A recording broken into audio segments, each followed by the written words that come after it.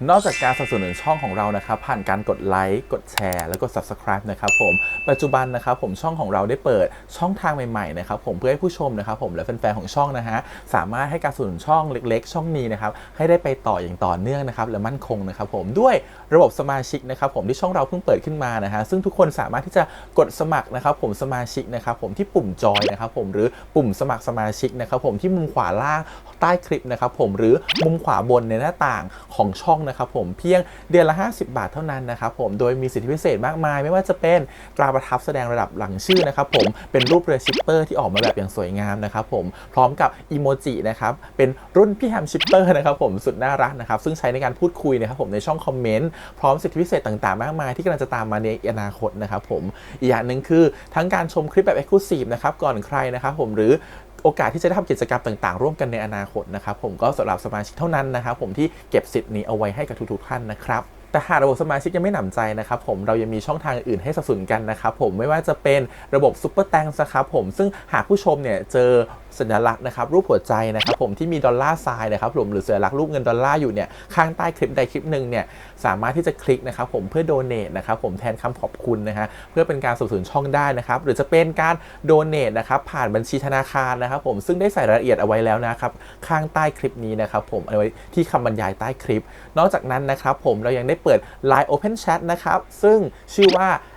ACS Channel Family นะครับผมก็เลยขอเชิญชาวช่องทุกคนนะครับผมเข้าร่วมห้องแชทได้โดยไม่มีค่าใช้จ่ายใดทั้งสิ้นนะครับผมเอาไว้พูดคุยแลกเปลี่ยนข่าวสารกันนะครับผมในครอบครัวของเราและผมได้จัดทำสติกเกอร์ลายรุ่น Lovely พี่แฮมนะครับชิปเปอร์นะครับเอาไว้เป็นสติกเกอร์ที่ใช้พูดคุยกันด้วยนะครับจะได้ใช้คุยกันในกลุ่มก็น่ารักดีนะครับผมหรือจะเอาไปใช้คุยกับเพื่อนๆส่วนตัวก็ได้นะครับไม่ติดอะไรเลยนะครับผมตั้งใจทำออกมามากๆนะฮะเพียงชุดละ35 บาทเท่านั้นนะครับผมใช้ได้ตลอดชีพนะครับผมก็หวังว่าทั้งหมดนี้นะครับผมจะเป็นเรื่องราวดีๆที่จะเกิดขึ้นกับช่องของเราและชาวช่องของเราทุกคนนะครับผมเพื่อมุ่งหน้าต่อไปสู่ปี 2023 ปีนี้และก้าวต่อไปด้วยกันอย่างมั่นคงนะครับผมอย่าลืมสนับสนุนกันนะครับขอบคุณครับ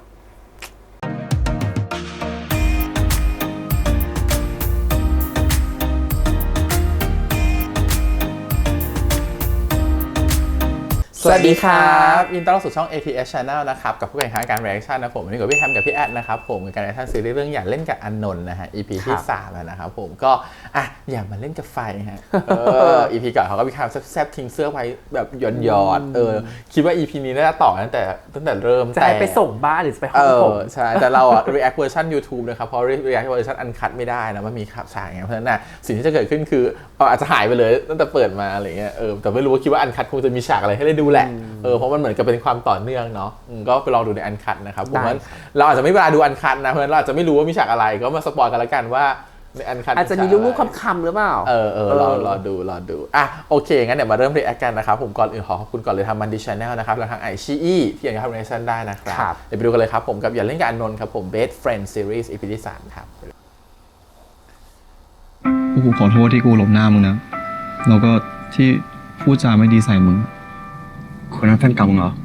มึงจะซึมทำไมเนี่ยช่างหัวแม่งดีวะอย่างมึงอ่ะหาคนใหม่ได้ดีกว่ามันอีกกูบอกตรงๆว่าถ้ามึงเป็นคนอื่นอ่ะกูคงชวนเป็นเบเนฟิตไปละ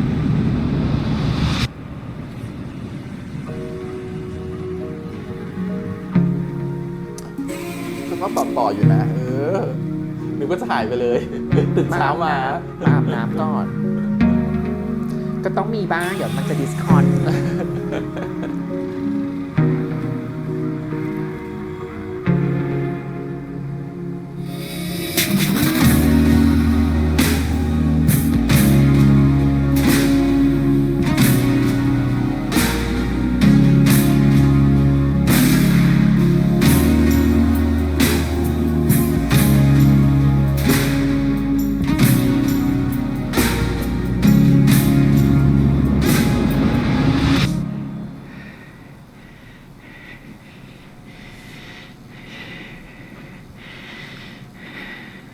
ไม่โคตรเซ็กซี่เลยวะ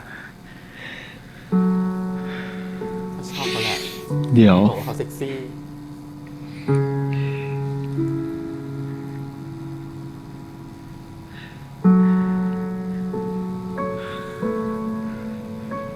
เกมนี้ฉันขอเริ่มเล่นเอง กขาว่าให้ทำอะไรก่อน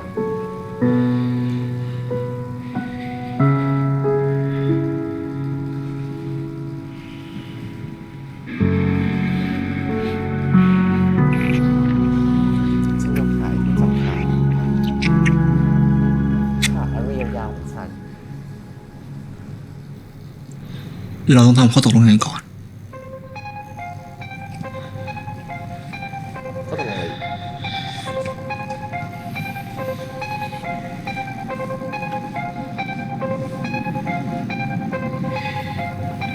ได้ ว่ามาดิ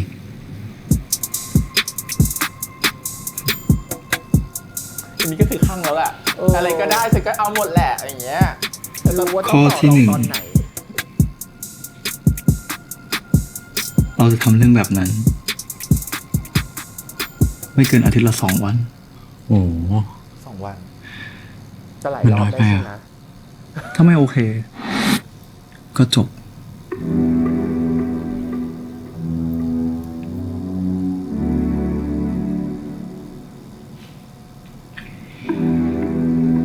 กูยังไม่ได้บอกว่าไม่โอเคนะ ข้อต่อไปอ่ะ คือตอนนี้ ว่า อะไร ไง ก็ได้หมดแหละ บอกแล้วตกลงกันตรงเนี้ยอะไรก็ได้หมดอะ เพราะข้อ 2 ห้ามทำให้ตัวกูเป็นรอย ตัวคุณเป็น กู ร้อย ไม่ชอบเห็นตัวเองเป็นรอยจำๆได้ หมดแล้วใช่ปะ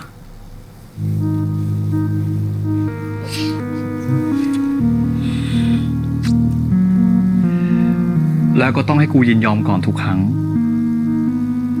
ถ้ากูบอกว่าไม่ ก็คือไม่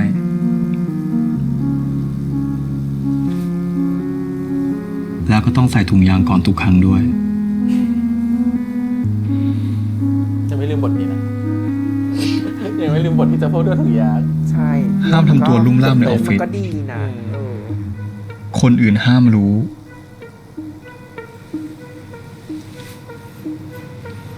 แล้วก็ไอ้เจดก็ห้ามรู้เหมือนกัน หมดแล้วใช่ปะและถ้า มึงหรือกูเจอคนที่อยากคุย หรืออยากคบด้วย เราต้องจบความสัมพันธ์นี้ทันที รวมไปถึง ถ้ามีใครอยากหยุด ก็ต้องหยุด ได้ หมดแล้วใช่ปะยัง มีอีก ถ้ามึงไปมีอะไรกับคนอื่น กูจะจบความสัมพันธ์นี้ทันที โอ้ทำไมล่ะ เฮ้ย ข้อ ต้องเฟรมมิวเฟรมมีได้คนเดียว หรอ ถ้ามึงรับไม่ได้ ไม่ใช่ friends อย่างเงี้ยหรอ ก็ไม่ต้องเลิก จบตรงนี้แล้ว ได้ กูไม่มีคนอื่นก็ได้ เพราะยังไงกูกับมึงก็มีปัญหาแล้วปะกูไม่ชอบมึง มึงไม่ชอบกู มันก็แค่เซ็กอะคุณหนึ่งเมียทำไม่จริงเหรอ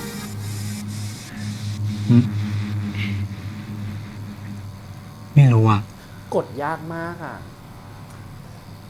แต่ถ้ากูไปมีคนอื่น กูสัญญาว่าจะไม่โกหกมึง ก็ยังขอนะ ได้ แต่กูมีเงื่อนไขข้อหนึ่ง ถ้ามึงไม่ให้กูมีคนอื่น กูว่า2 วันต่อทีมันน้อยไป กูขอ4 เยอะไป ไม่เยอะ กูไม่3ก็ได้ แค่3ตกลงไหม ก็วันเงินบ้านนะเนาะ คุณอานนท์กูขอแค่เรื่องนี้แหละ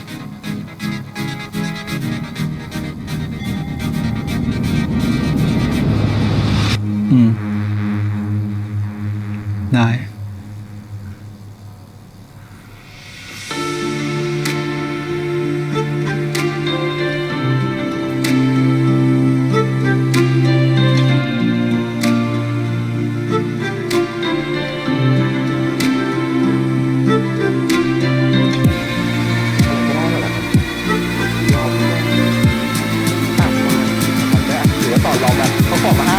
ให้กลับมา3 วันเรื่องนี้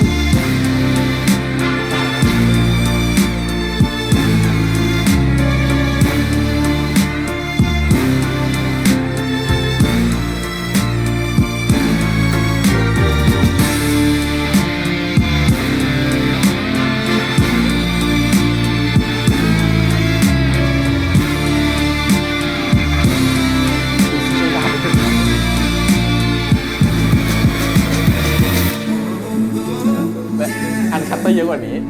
ฉันว่าต้องมีการเข้าเกียร์กัน ไม่ใช่แบบนี้อันคัตเตอร์ มึงจอดส่งกูตรงนี้ละ มึงจะซื้ออะไรอ่ะ เดี๋ยวกูจอดรอได้นะ กูคนรู้ จอดตรงนี้ละ ต้องแยกน เดี๋ยวกูลงแล้วเดินเข้าไป มึงจะเดินไปทำไมวะ มึงกลัวคนอื่นรู้ว่ามาพร้อมกัน ถ้ามึงรู้แล้วก็จอด กูจะลง สุดท้ายป้า2 ป้าอยู่ตรงไหนเดินมาพอดีอ้าวลงมา ฉันว่าต้องมีคน เออ โกรธสักวันหนึ่งอ่ะ เห็นไหมอ๋อไม่ใช่ ยังเร็วไปเร็วไป นึกว่าจะมีคนเห็น มึงเลยอยู่นิ่ง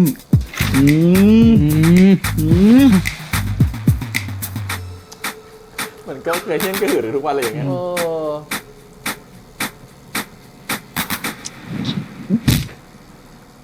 นวดไหล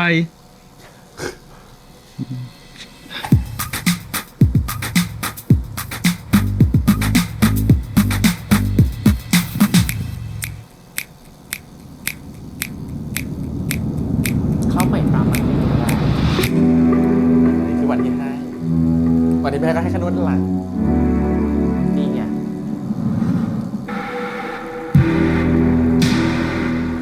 ในเมื่อเธอจัดให้ฉันก็ให้เธอเต็มที่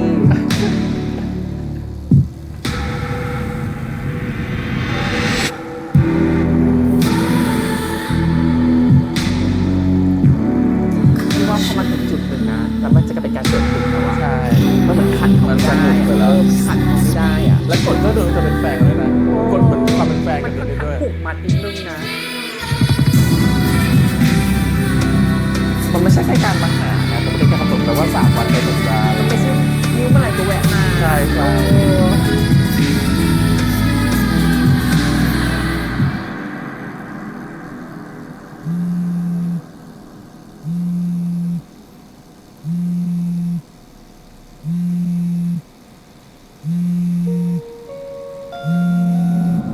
ไม่อยากมีลูกอยากขออย่าทำแบบนี้แม่ก็ขอโทษ จะทำให้กูอายขายหน้าชาวบ้านไปถึงไหนคะ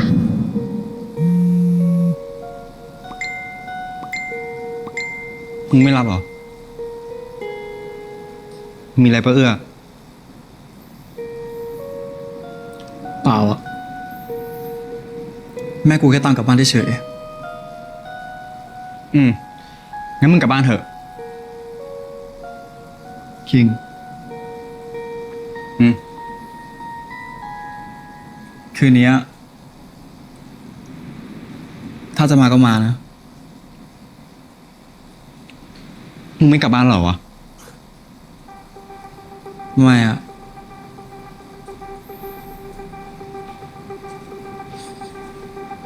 กูไม่ได้กลับไปที่บ้านนานแล้วอะ มึงโอเคใช่ไหมเอื้อ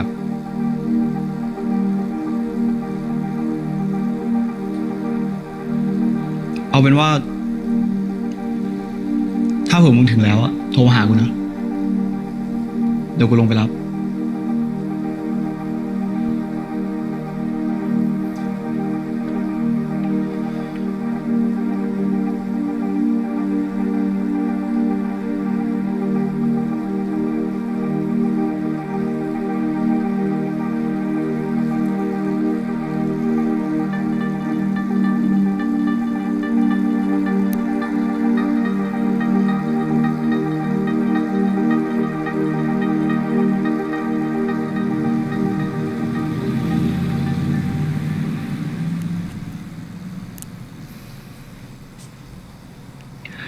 คิง นี่เสื้อมึง อยู่นี่เอง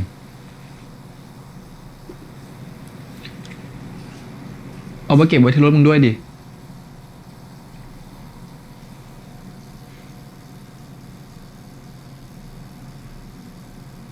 ได้ดิ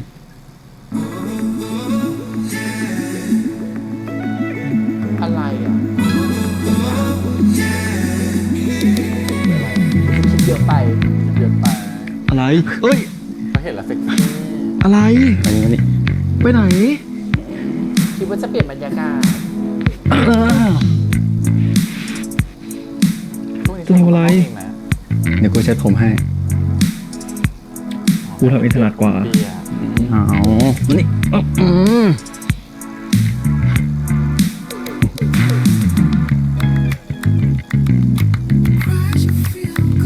เช็ดไปเช็ดมาเดี๋ยวก็ต้องเลอะเธอก็ต้องไปอาบน้ำใหม่ผมก็เปียกอีกอะ เพราะว่าเซ็งๆเริ่ม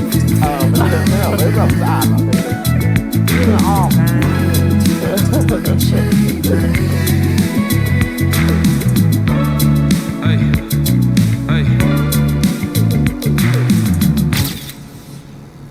นั่นไงเจอพ่อเลี้ยงอ่ะ อสรจะทำอะไรอ่ะ ที่เหตุผลไม่อยากกลับบ้านจริง มึงทำอะไรของมึงอะกูไม่ชอบอะทำอะไรกันวะ เขาไม่เคยทำตรงเนี้ย ๆ ถูกปะ เขามาจากข้างหลังอะตรงคอข้างหลังอะ มันเป็นแบบจุดที่เขาไม่เคยโดนของแบบตัว มันเป็นเหมือนความทรงจำในวัยเด็กอ่ะ ใช่ใช่ไม่เคยโดนคิงทำไง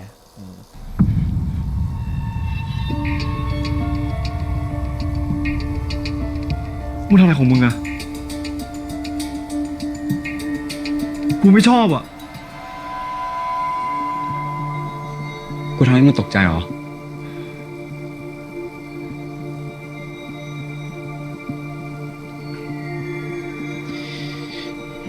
ขอโทษ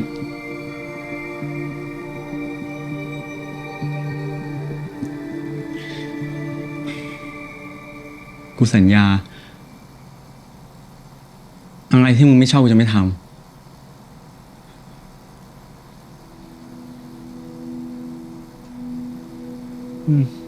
นี่ก็เป็นลูกหมาเลยดีความทุกอย่าง จากเมื่อก่อนเคยเป็นแบบเสือ นี่ก็เสพติดเขาอีกคนหนึง งงเลย เหมือนเป็นโดนปุ่มสวิตช์ปิดอ่ะ ช็อตแล้วมันไม่ได้แล้วหมดแล้ว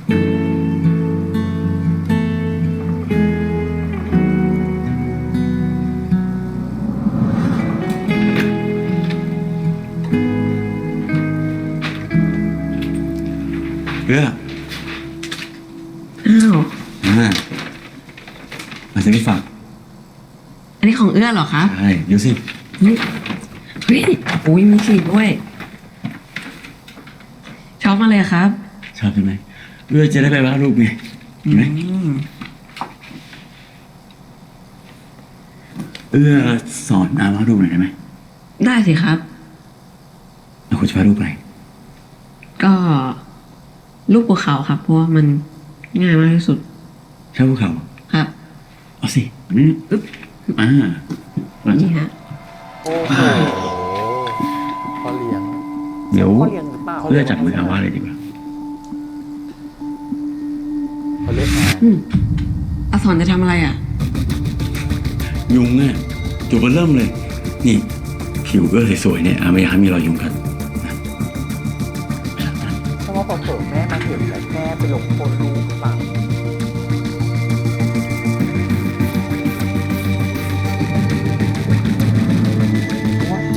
ไม่อยากจะคิดเลยอ่ะ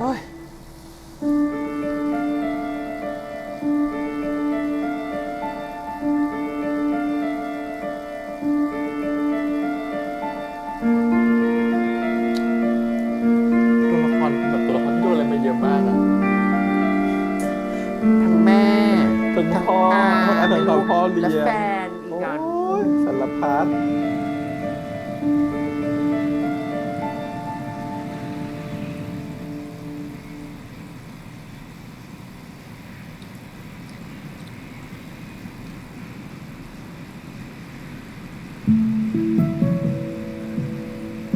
เขาดีกันด้วยอะไร หายกดกูนะ อะไรที่มึงไม่ชอบอ่ะ กูจะไม่ทำร้ายจริงๆ อันนี้ของกูนะ ไม่ใช่ของคนอื่น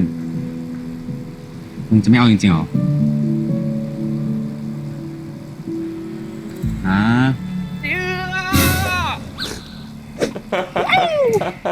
เข้ามาได้จังหวะทุกทีเลย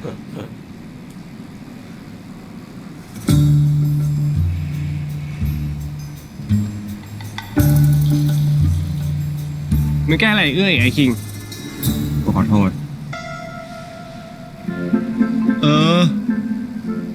กูไม่ได้โกรธมึงแล้ว มึงทำอะไรเอ้ยไอ้คิง บอกกูมานะ ไม่ต้องพูด บอกกูมานะมึงอ่ะ พี่คิง ขึ้นมาไม่รอผมเลยนะเราคุยกันไม่จบเลยเนี่ย จะรีบไปไหนเหรอ มึงเป็นเด็ก2 ขวบเหรอต้องให้กูรอ ช่างเหอะ อย่าเทนัดผมแล้วกัน พวกมึงชวนไปเที่ยวอีกแล้วว่า ทีกูชวนไปแดกข้าวหมูแดงนะไม่มีใครไปกับกูเลยมึงไปแดกข้าวหมูแดงกับกูนะเราดูเลยนะให้กูเลี้ยงมึงก็ได้นะ ไม่ไปผมจะไปกับใคร ไม่มีวันเราสอง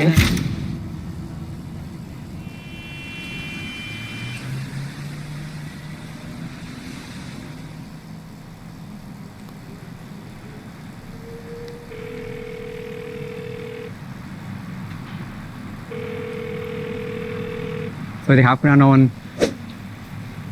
มีอะไร ไม่มี แค่อยากโทรหา เพื่อ เรานี่ ไม่ได้กินอยู่กับไอ้กันเหรอ กินกับกันอะไรอ่ะ กูไม่กินกับใครทั้งนั้นแหละ ถ้าไม่ใช่มึง จ้ะ แค่นี้นะ หนุ่มจ้ะ กูง่วง ไปแล้ว เคยที่เขินแล้วเรียกหนีไปเลยเหรอ กูบอกว่ากูง่วง คืนนี้สัญญาว่าจะเป็นคนดี ไม่เฉยใส่ครับ เดี๋ยวเสียงกันเข้ามา บอกทำไม ก็อยากบอกอ่ะทำไมล่ะครับคุณอาน รถ นท์ กันมันจะสน กวน สงสัยมากกว่า เดี๋ยวกลับแล้วไลน์บอกนะ ไม่ต้องเป็นห่วง ใครเป็นห่วง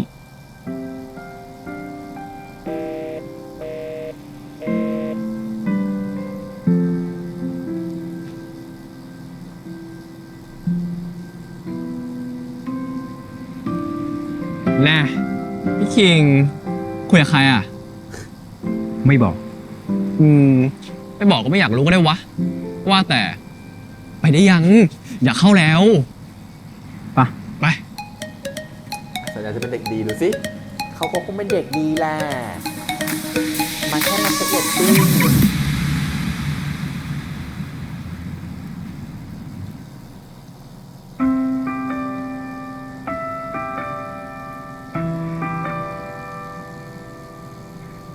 โ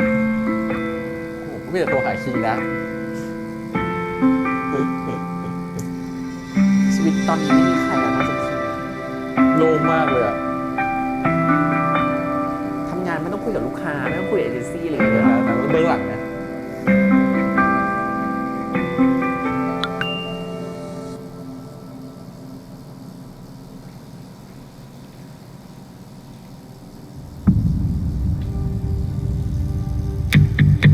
มาแล้ว ปอก ครั้งรักเขาเก่า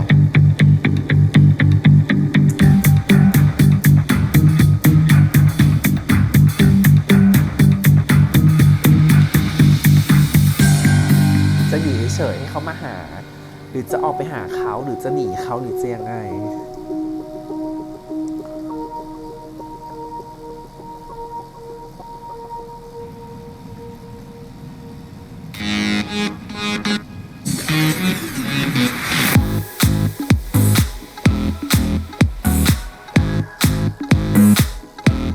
ทำอะไร คนแก้ว เนี่ยตัวอื่นไปทั่วมาดูเต่งนอนมันโอ้ ผมชวนกับเขาต้องนาน โอ้ชูบ้าชู ทำไมเขาไม่ชวนกับผมเลยวะ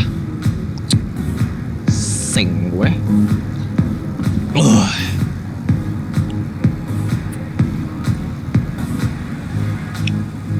เชี่ยพี่คิงแม่ง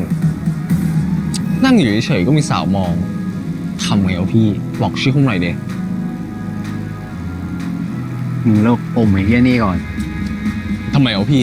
ออกจะเท่ ตรงไหนก่อน ผมว่าผมไม่ได้สเปคสูงนะเว้ย อืม ทำไมผมจีบสาวไม่ติดเลยวะ แล้วมึงอ่ะ ชอบคนแบบไหนอ่ะ อืม ก็ ลองยกตัวอย่างคนในออฟฟิศมาสักคนดิ อ๋อ น้องฟ้าบัญชีอ่ะ โคตรน่ารักเลยเว้ย ถ้าไม่ติดว่ามีแฟนนะ ผมเข้าไปจีบละ อืม เดี๋ยวมีอีกคนหนึ่ง น่ารักด้วยพี่เอื้อโอ้ย อืม ไอ้กัน ตบหัวทำไมเอาพี่ อย่าปีนเกลียว ก็แค่ยกตัวอย่างเฉยๆ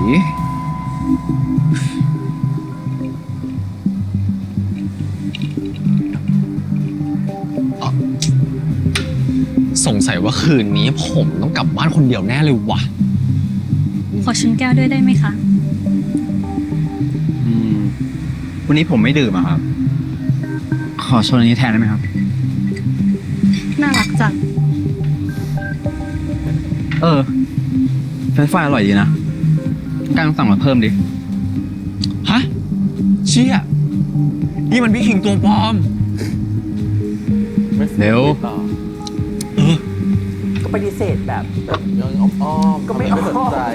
เป็นฉันเหมือนโดนตบหน้าเลยอ่ะ ชนแก้วแล้วก็ไม่ดื่มแถมไม่คุยด้วยอ่ะ กูมา หมดแก้ว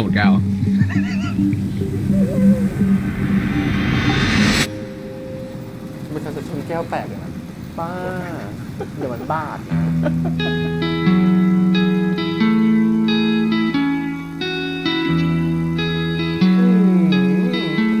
มันไม่ใช่เฟรนด์ไม่เป็นเดฟิตแล้วแหละฉันว่าคุยกันแบบเนี้ย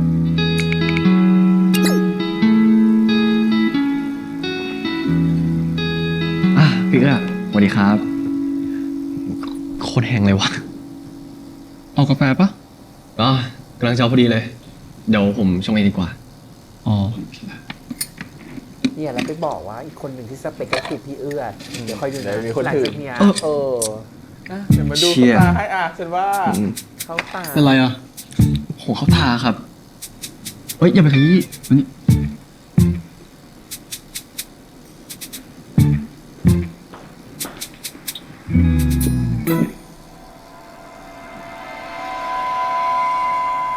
มีอีกคนหนึ่งน่ารักด้วยพี่เอื้อทำอะไรกันวะ ฮะ เฮ้ย อะไรของพี่เนี่ย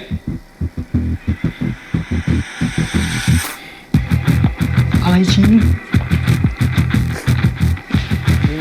ปล่อย โดนผัก มึงจะทำอะไรอ่ะ ที่นี่เป็นออฟฟิศนะ กูต้องถามมึงมากกว่าวะว่ามึงจะทำอะไร มึงเป็นอะไรของมึง กูไม่ชอบ กูหึง หึงเนี่ยนะ มันหึงกันได้ด้วยเหรอ สถานะ มึงอย่าเอาเรื่องแบบนี้มาพูดเล่นนะ แล้วถ้ากูไม่ได้พูดเล่นอ่ะ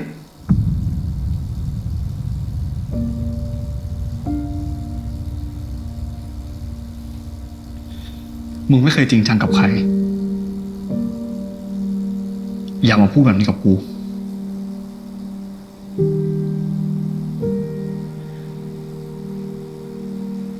บางครั้งความสัมพันธ์มันก็ดูท็อกซิกนะ โอ้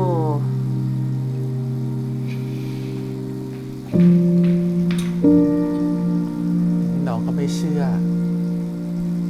ทีนั้นก็ไม่รู้จะพิสูจน์ตัวเองยังไง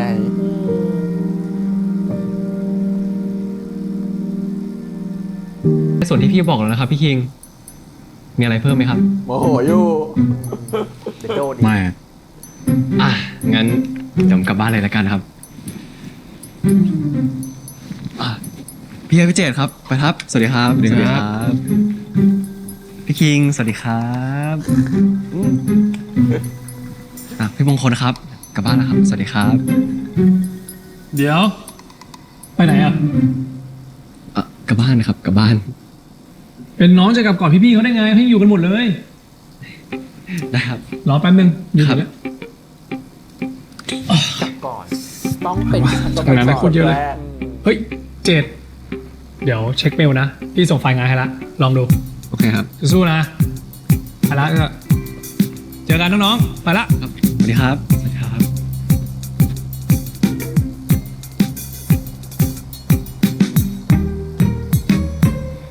เจดกูไปห้องน้ำก่อนนะ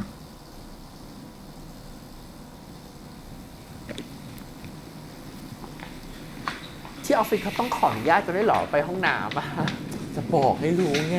จะไล่ไม่ต้องออกเจ เอ้า พี่บางคนเรื่องส่งไฟล์เปล่าให้กูอีกแล้ว จริงเหรอ นี่ก็เร็วเกินไปนะอี ทำแบบว่าสั่งงานส่งงานให้แล้ว ส่งไฟล์ ไม่มีซักเลเยอร์เลยว่ะ ได้เหรอวะ ทุเรศว่ะ กูว่า กูต้องเอาเรื่องนี้ไปบอกกับพี่บาสเฮ้ย บอกไปก็เท่านั้นอ่ะ มึงก็ใจดีตลอดเลยนะเจด ก็คือหลอกใช้งานแหละ แล้วมึงมีอะไรให้กูช่วยไหมล่ะ ทำเรื่อยๆอะ ไม่เป็นไร เดี๋ยวพรุ่งนี้ก็ค่อยมาทำใหม่อ่ะ ไม่จะกลับเลยปะ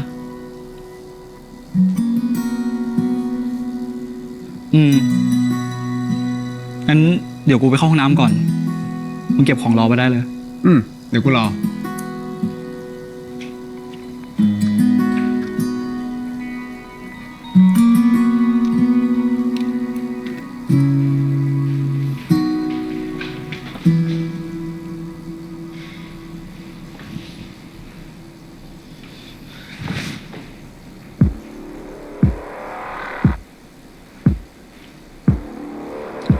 คืนนี้ห้องกู ไม่ได้จะมางอนะ ไปไหม ถึงคิว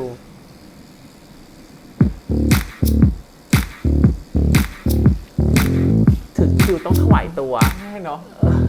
กดเหรอ อ่ะ ห้องกูคืนนี้ จบคืนดีแล้ว ง่ายเลย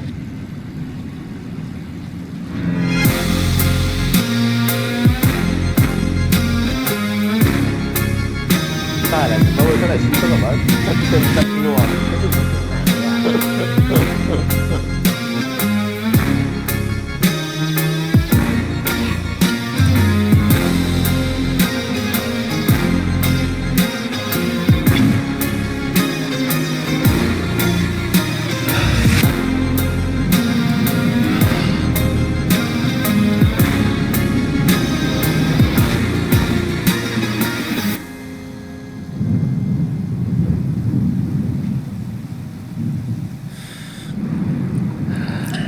มีหลังคอยปะเนี่ย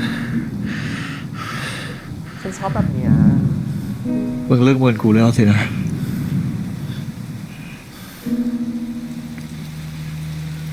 มึงทำขนาดเนี้ย กูจะเมินมึงไงไหววะ เป็นคู่ที่เคลียร์กันได้อยู่นะไม่ว่าเรื่องจะเกิดที่ไหน ให้มันมาจบที่เตียง ครั้งหน้ากูขอแบบนี้ใหม่นะ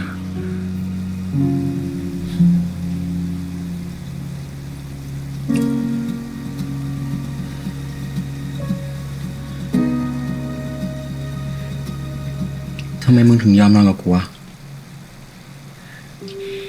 ว่าจะวิ่งมาถามอ่ะ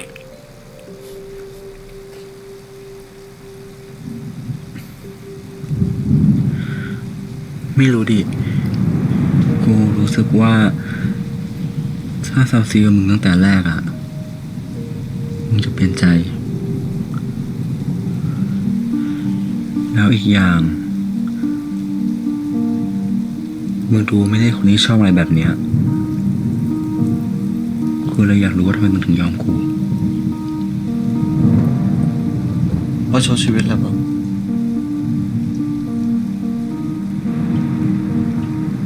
ไหนๆก็ ไม่ค่อยมีอะไรดีอยู่แล้ว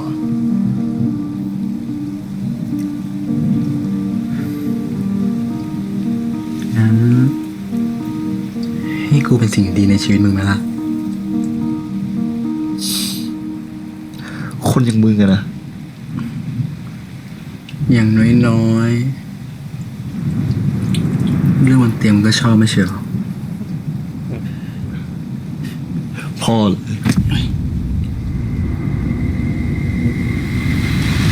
กูยังไม่หายงอนมึงเลยนะ คือการแก้แค้นเอาคืนไงเหรอ ยังไม่หายเหรอ อีกนี่คือการงอ ใช่ ยังไม่หาย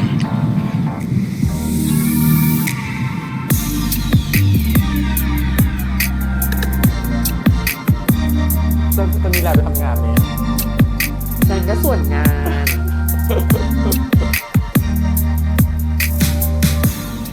ถือว่าไปเวิร์กเอาท์เหมือนไปฟิตเนสนะ โอเค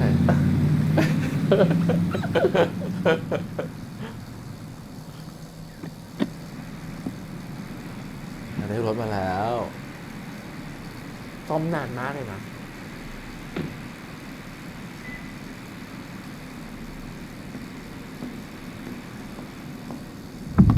ยังจอดรถอยู่ที่เดิมเลยนะนี่ต้องให้พี่มาตามถึงที่ทำงาน ถึงจะยอมคุยกัน ปล่อย ไม่ปล่อย คนเห็นไม่คนเห็น ทำไม จับแค่นี้แล้วมันจะทำไม พี่ฟังภาษาคนไม่รู้เรื่องเหรอเลิกยุ่งกับผมสักทีได้ปะกูไม่เลิก มึงเลิกของมึงอยู่ฝ่ายเดียว กูไม่ยอมเลิกให้มึงง่ายนะมองอะไรวะ ฮะ มองอะไรวะ พี่ป๊อกคุยกันก่อน มาคุยกันดีๆฮะ พี่ป๊อกเฮ้ยปล่อยแล้ววะ มึงอย่าเสือกดิแค่นี้ที่เสือกอ่ะ มึงบอกเพื่อนมึงดิว่าอย่ายุ่ง ถ้าพี่ไม่ปล่อยเพื่อนผมอ่ะ ผมตะโกนเรียกรปภแน่ มึงอยากเจ็บตัวอีกคนนะ เฮ้ย ฮะมาคุยกันก่อน ไม่คุย มึงอย่ามองดิ อยากมีปัญหาเฮ้ยแจ๊ดมาคุยกันตรงนี้คุยอะไรจะคุยกับพี่อ่ะไอ้หนูเฮ้ยหยุดนะเว้ยหยุดหยุดหยุดหยุดหยุดหยุดหยุดหยุดหยุดพ่อพี่เป็นนักการเมืองไม่ใช่หรอ พี่คงไม่อยากเป็นข่าวใช่ไหม เป็นเรื่องเข้าใจผิดครับผม อ๋อใหญ่ ขอโทษด้วยนะครับ ก็เลยทำกราฟ มางอแต่แบบอารมณ์ร้อนมาก ไม่ใช่การงอนะจ๊ะ มันจะทำหน้าตาดีๆทำตัวดีๆให้เขาเป็นรัก เป็นอะไรมาก แบ ก บ ว่าพูด ไปสักช่อหนึ่ง ครับ ไม่เป็นไรครับ ผมครับ ครับ อย่างนั้นผมขอตัวนะครับ โหยาน่ากลัวมาก ขอบคุณครับ ครับไปทำงานเป็นอะไรปะเนี่ย เจอตรงไหนไหม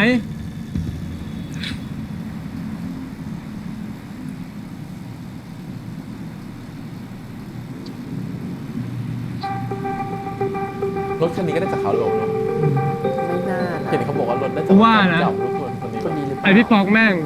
มันไม่หยุดแค่นี้หรอก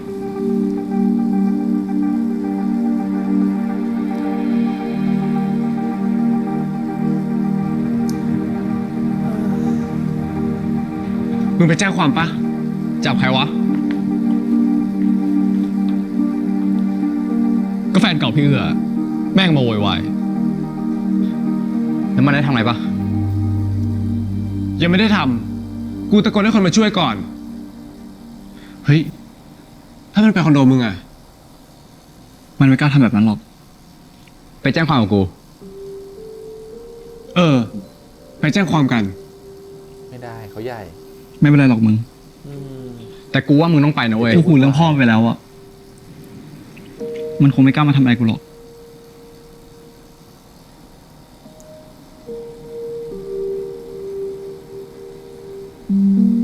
อยู่คอนโดตัวเองไม่ได้ต้องไปอยู่คอนโด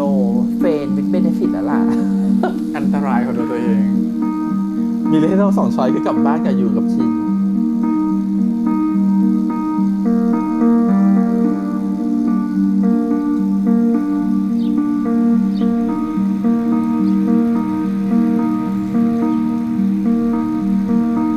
จริงๆกลางวันมันร้อนมากแล้วตอนนี้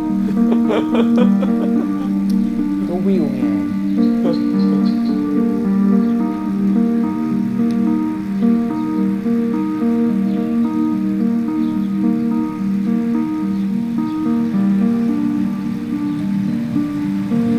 มานั่งเหม่อไอ้ตรงนี้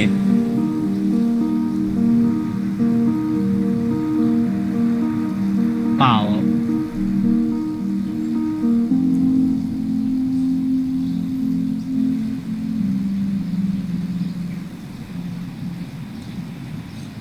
มึงมานอนกับกูก่อนไหม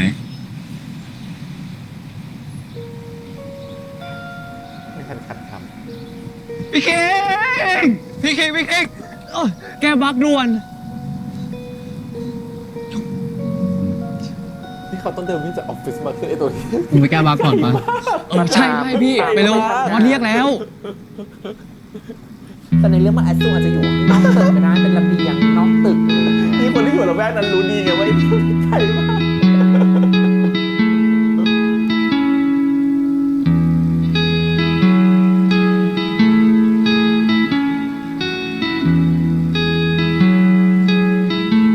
ฉันก็โอเคนะ เป็นครั้งคราวก็โอเคนะ ไม่ชอบพี่ป๊อกเลยตอน ดุดันไม่เกรงใจใคร ไม่ชอบเลย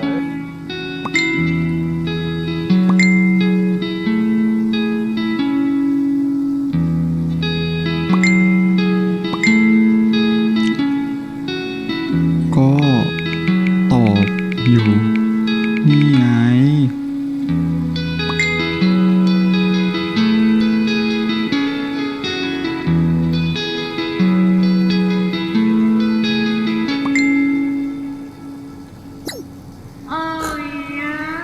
ปาระเบิดเหรอ เบื่อแล้วเห็นทุกวัน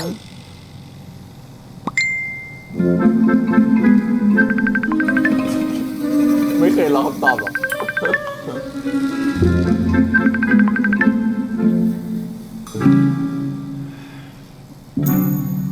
บอกว่าไม่แต่รับสายกู เอ้ยเพิ่งวาง เหงาอ่ะ อยากมีคนนอนด้วย แล้วมาบอกกูทำไม เอาก็ต้องบอกมึงดิ มีมึงแค่คนเดียวนะ เหงาอ่ะ ไปหาได้ไหม จะมาทำไม ดึกแล้ว ไปนอนไง นะคุณอนนท์กูจะนอนแล้ว งั้นคอทิ้งไว้ ไม่วาง เล่นอะไรเป็นเด็กไปได้คิง ขอนอนมองเฉยๆเอง อ่ะ มึงจะทำอะไรมึงก็ทำ กูจะนอนละ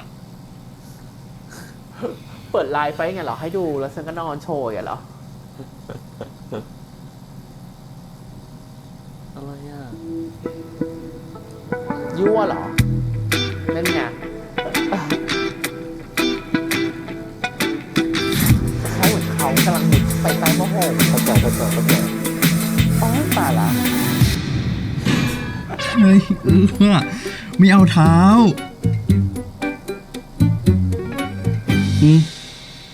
ลายอ่ะ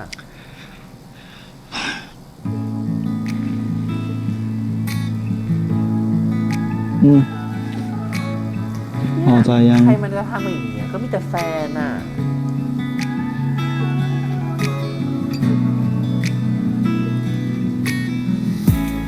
พอใจ เจ ค อ รับ เฟยไม่ได้ผิดไปเลยเนี่ย ดู EP นี้ก็รู้แล้วนะ งั้น คุณนอนนะฝันดีนะ กูนอนละ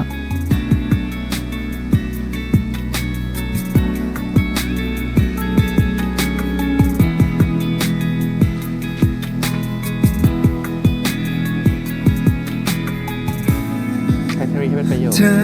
กับฉันแค่เพื่อนพักใจ แต่ฉันคิดไปไกลแสนไกล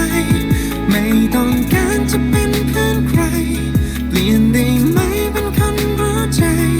แค่ที่พักพิงยามเธอเหงา ไม่มีคำว่าเราต่อให้รักเธอเท่าไรใจมันล้ำเส้นเกินไกลเกิน แต่ไป เพื่ แอ อ ด น มิดกั กัน อยู่อะ น ครับ ไม่แอนดิกได้ไงเธอ3 วันต่อสัปดาห์7 วันที่เจอกัน ทำงานอีกอย่าง โอ้ โอ้ ย เจอแค่ทุกวันอ่ะ หูแป๊บเดียวจะเลิกงานแล้วเหรอวะหูแต่รู้สึกวันนี้เหมือนทำงานได้เยอะเลยอะรู้สึกปะ อย่าบอกกระดาษเปล่าอ คิ ย่าง งเงี้ย รู้สึกปะวันนี้เหมือนทำงานได้โคตรเยอะเลยอะเอ้ามีใครคุยด้วยเลยเว้ย เดี๋ยวพี่อาจจะต้องขอตัวกลับก่อนนะน้องๆ พอดีพี่มีนัดประชุมกินข้าวกับบอสด้วยวันนี้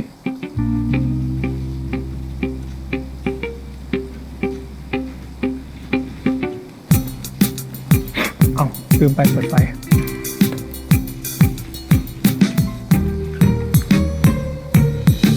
เจ๊สวัสดีครับ สวัสดีจ้ะ หวัดดี นัดบอสทานข้าวไว้ครับ หรอ สูงเชียร์ขอตัวก่อนนะครับ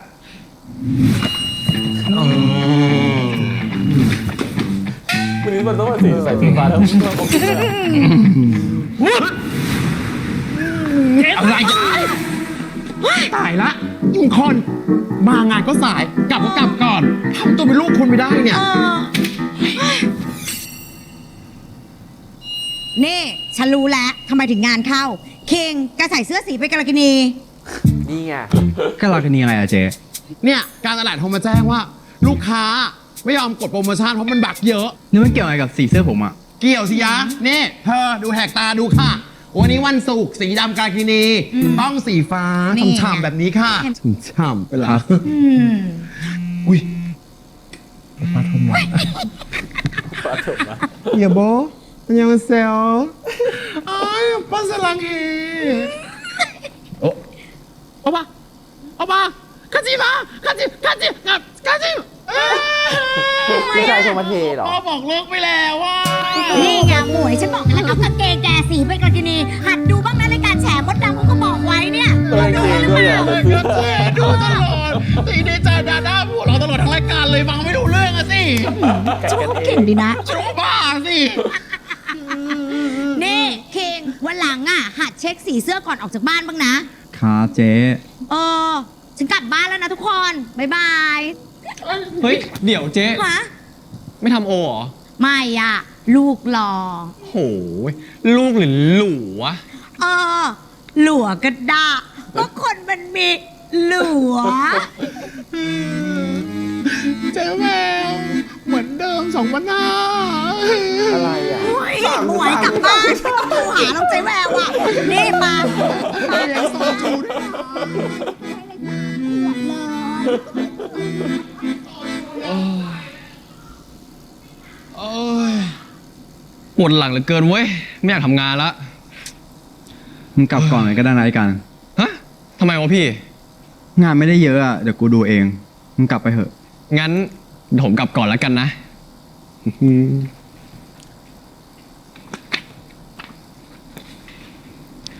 พี่เจษ แฟนคุณแฟนกลับต้องรอช่วงเย็น ไปปะมีโปรโมชั่น1 แถม 1 ตอนเช้าไม่สำเร็จก็ต้องหลังเลิก 4 โมงถึง 6 โมงเย็น เชี่ยอีก 15 นาทีไอการไป พี่ไม่คิดหน่อยเหรอ คิดไหมอะเร็วไปลืมฮะ ไปไหม ไปปะ กูถามเป็นมารยาทเฉยๆอะกูรู้ว่ามึงไม่ไป ไป ไอ้ชี้ เฉย ไปปะฮะไม่ต้องไปหรอกไปเฮ้ยยังอีกมึงบ๊ายบายนะ บ๊ายบายครับ บ๊ายบายครับ ไปเร็วพี่ ไปรีบสายแล้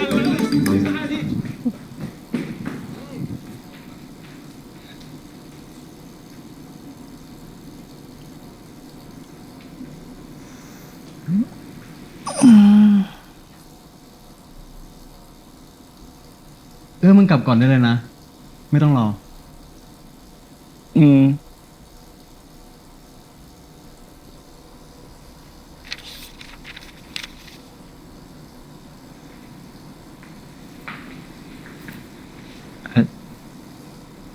งั้นกลับก่อนนะ ครับ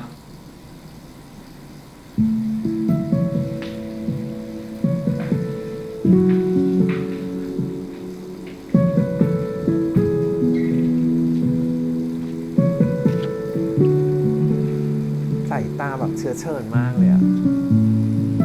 เหมือนกลับไปก่อนนะ แล้วเดี๋ยวไปเจอกันอ่ะ ๆแต่ไม่ได้นะฮอตเกิน3 วันแล้วโควต้า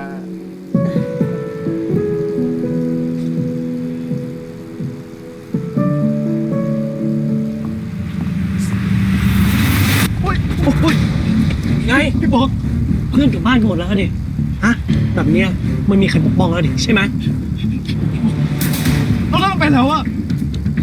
เลิกกับกูสักทีได้ปะกูบอกแล้วไงกูมีเลิกแล้วกูมีแฟนแล้วฮะพี่บอกไหนอะแฟนมึงช่วยด้วย ดิ้นเด็กพี่บอกแฮปปี้วันเดย์นะมึง จบอย่างนี้เลยเหรอ ของขวัญวันเกิด ทำไมทริปนี้เราไม่ได้ไปเที่ยวต่างประเทศอ่ะ แต่ไปเที่ยวที่ไหนก็สนุกได้นะ เพราะว่าเราได้มาเที่ยวด้วยกันไง มาแล้วเหรอมึงรออยู่แน่เลิกทำแบบนี้กับผมสักทีได้ไหมเราต้องคุยกันเมื่อไรอายใจบ้างเหรอมันอายใจเหรอ แย่งแฟนแม่อีก ฉันว่าแล้ว แม่ถึงได้เกลียดขนาดนี้ โอ้ยชีวิต แม่ก็คงคิดว่าแบบลูกไปอ่อย อ่ะโอเคครับผมก็ EP นี้จริงๆต้องเข้าใจตัวเอื้อมากขึ้นเนาะว่าแบบจริงๆเขามีปัญหาชีวิตอะไรเยอะแยะไปหมดเลยลุมเล้าแฟนเก่าที่เลิกไปก็กลับมาใหม่อ่ะคุณป๊อกก็มาแล้วเป็นคนอารมณ์รุนแรงด้วย aggressive ด้วย ฉันว่าเป็นฉันไม่คบเขาตั้งแต่แรกแล้วล่ะ เมื่อกี้เธอจะบอกผมก็เลยนะ ไม่ก็พอค้างคาวอะได้ แต่ถ้าเขาเป็นแฟนไม่ไหว หรือตอนที่เป็นแฟนมันทีวะแต่คือตอนนี้เหมือนกับเป็นแฟนมันดีแต่พอตอนที่เธอเลิกไปฉันไม่โอเคที่เธอมันเหมือนโทรยศหักหลังฉัน คือตอนแรกพี่ก็สงสัยนะว่าทำไมเอื้อเป็นคนที่ไม่คอนฟรอนต์อะคนที่ไม่เผชิญหน้ากับปัญหา แล้วก็เคลียร์ให้มันจบพอถ้าเกิดรู้ว่าเรารับไม่ได้ ปัญหาคือแฟนเราเป็นคนนอกใจ เราอยากจะจบความสัมพันธ์นี้ทำไมไม่พูดเราก็เจอแล้วเคลียร์ให้มันจบ แต่มันเหมือนเขาพยายามแบบหนีอะ พอหนีแล้วกลายเป็นว่าทอคนอย่างเงี้ยมันก็กลายเป็นพอมันโกรธแล้วมันแบบยิ่งโมโหไงมัน ติดต่อไม่ได้มึงเป็นอะไร มึงเป็นอะไร ทำไมโทรไปไม่รับหาก็ไม่อยู่บ้านอะไรอย่างเงี้ย พี่ไม่เลิกกับพี่ยังไม่เลิกกับหนูเลย ใช่เพราะ หนูเลิกพี่ได้ไง เพราะความสัมพันธ์มันไม่ชัดเจนไง เธออยากจะเลิกแต่ถามฉันหรือยังฉันเลิกกับเธอหรือเปล่าไงมันก็เลยเหมือนอยากจะเคลียร์ มันเคลียร์กันไม่ดีอะครับยังไม่จบแต่ก็อันนี้พูดในแง่ที่ว่าพี่ป๊อกก็อาจจะกลายเป็นคนที่เคลียร์ได้ก็ได้แต่ที่มีอารมณ์โมโหแบบนี้เพราะว่าจริงๆแล้วเป็นคนที่แบบเหมือนอารมณ์แบบ ตามไม่ได้อะ คือจริงๆแล้วเป็นคนที่ใส่พื้นฐานคือคนโกรธรุนแรงแหละแต่ว่าแต่พอมันตามไม่ได้มันยิ่งหงุดหงิดไงมันยิ่งรุนแรงเข้าไปอีกอะไรอย่างเงี้ย ใช่ คือพี่ว่าบางทีอ่ะคนที่เขาทำผิดอ่ะเขารู้ตัวอยู่แล้วถูกป่ะแต่พอด้วยความที่ว่าเราอ่ะไปหลีกและหลบหน้า มันก็เลยกลายเป็นเหตุผลที่เขาเอามาใช้เพื่อจะหาเรื่องเรานั่น คื แห อ ละ ถ้าวันแรกที่รับสายเขาอาจจะกลายเป็นการคืนดีที่แบบงอก็ได้อะไรเงี้ยแต่พอตอนนี้มันก็มีความอารมณ์โกรธออกมาด้วยอ่ะไม่รู้แหละว่าเขาเป็นคนนิสัยยังไงแต่คราวนี้เจอเหตุการณ์แบบนี้เข้าไปแล้วอะไรเงี้ยก็ต้องความเอาตัวรอดก็เหนื่อยแล้วเปราะหนึ่ง แต่ฉันว่าคิงต้องมาช่วย อยู่แล้วแหละก็ต้องซื้อที่ต้องเขียนแบบนั้นแหละใครจะมาช่วยล่ะพี่ยาเป็นคนเมื่อกี้เหรออย่านะครับอย่างนี้เหรอ ฉันงงว่าทำไมต้องเข้าไปในรถด้วย แต่คือถ้าคิงมาช่วยก็จะมีความคลีเช่นิดนึงว่าคิงอยู่ดีวิ่งตามมาทำไม ก็กำลังจะกลับบ้านพอดีเหมือนกันงานเสร็จแล้วอะไรอย่างเงี้ย เดี๋ยวจะรีบตามเข้าไปเพราะเขาอ้อยที่หน้าประตูเมื่อ ก็เมื่อ กี้ กี้ส่งโค้ดไปแล้วว่าคืนนี้เจอกัน อะไรอย่างนั้นส่งด้วยสายตาคิงเลยตามไปก็ได้รีบปิดคอมยังบักที่พอเดียบบักเขาไม่หายทันทีเพราะอะไรไหมเพราะว่ามัวแต่อย่างเงี้ยแหละ ไปจับบั๊กที่ห้อง เอื้อไง อิมบักโปรแกรมก็เลยไม่หายทันทีเพราะมัวแต่จะรีบกลับบ้านโอทีไม่เอาเนี่ยทีนี้พอเกิดเหตุการณ์นี้สิ่งที่มันไม่รู้มากขึ้นคือตัวเอื้อเนี่ยก็ปัญหาที่บ้านตอนแรกเข้าใจว่าทำไมแม่เขาเกลียดลูกเขาจังเลยนู่นนี่นั่นทำไมแม่เขาต้องทำแบบนี้กับลูกแบบพยายามจะแบบให้ลูกมานู่นนี่นั่นมาเอาเงินอะไรเงี้ยส่วนหนึ่งก็อาจจะเพราะเอาเงินด้วยแหละอยากให้ลูกรับผิดชอบมันเหมือนลูกที่แกตันอยู่ คือมันมีผลประโยชน์กันอยู่แล้วแม่ก็คาดหวังว่าลูกจะช่วยเหลืออีกส่วนหนึ่งก็มาจากการที่เด็กๆที่ไปทำลายลูกขนาดนั้นเพราะว่าส่วนหนึ่งอาจจะเพราะเห็นหรือเปล่าแม่เห็นว่าลูกชายเป็นเหมือนกับแบบไปเหมือนกับสามีใหม่ไปมีอะไรกับตุกติกกับลูกชายถึงเนื้อถึงตัวผัวตัวเองเลยก็เลยคิดว่าไม่โทษผัวตัวเองไงคนแบบนี้มีคนเรามันรักนู้นแล้วมันก็หลงนะ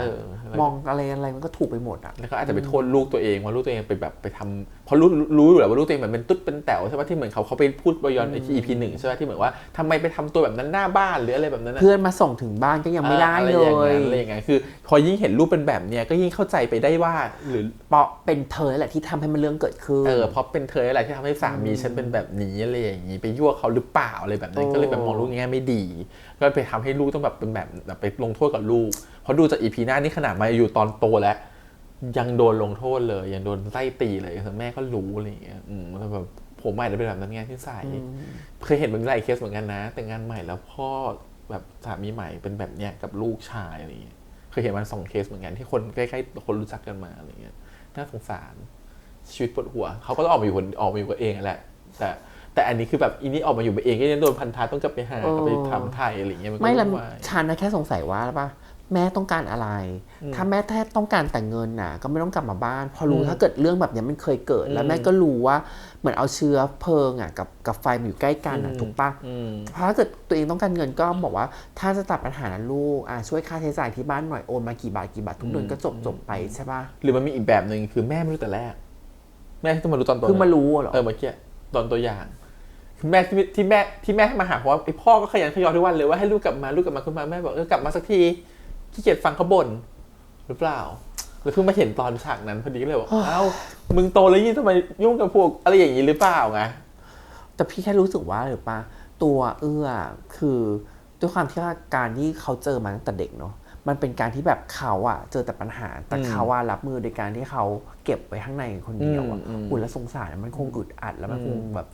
โอเวอร์เวมมันคงเยอะมากเยอะมากก็เขาแค่แบบมีอะไรเป็นสตาร์ทจุดนิดนึงคือแบบภาพกลับมาหมดเลยอะไรเงี้ยมันคงแบบแน่นแล้วตอนแรกพี่คิดว่าเขาใช้คิงเป็นเหมือนแบบ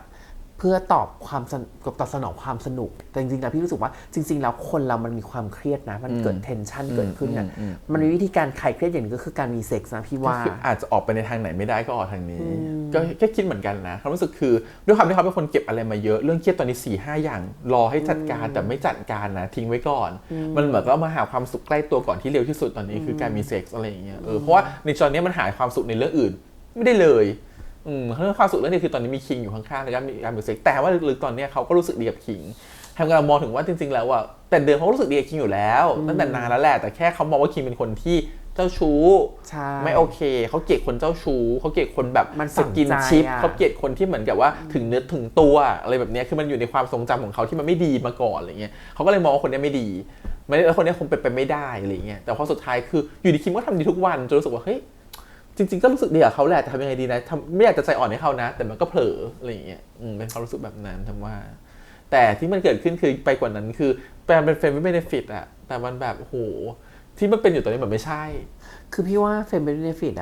ถ้าจะทำให้มันถูกต้องมันคือแค่ฟันอย่างเดียวถูกปะแต่มันเริ่มมีอิโมชันแล้วมันมีความรู้สึกเริ่มมีความแบบเป็นเจ้าเข้าเจ้าของฉันต้องการเวลาของเธอต้องคุยกับฉันอะไรอย่างเงี้ยเธอต้องไลน์หาฉันเธออย่าไปยุ่งกับคนอื่นไม่ได้เลยอย่างเงี้ยแล้วก็แบบมีการบอกว่าไม่เป็นไรฉันจะไม่ยุ่งกับใครนะฉันจะทำตัวเป็นเด็กดีไม่ต้องห่วงนะนู่นนี่นั่นคือผิดเพราะอะไรไหมแปลว่าผิดด้วยการที่ตัวเอื้อก็ไปตั้งกฎแบบนั้นด้วยสิ่งที่เอื้อตั้งกฎมันเป็นกฎที่เหมือนทำเป็นแฟนกันมากกว่าจะเป็นเฟมินิฟิตด้วยซ้ำมันผูกมัดกันมากเลยคือห้ามมีคนอื่นนะห้ามมีใครน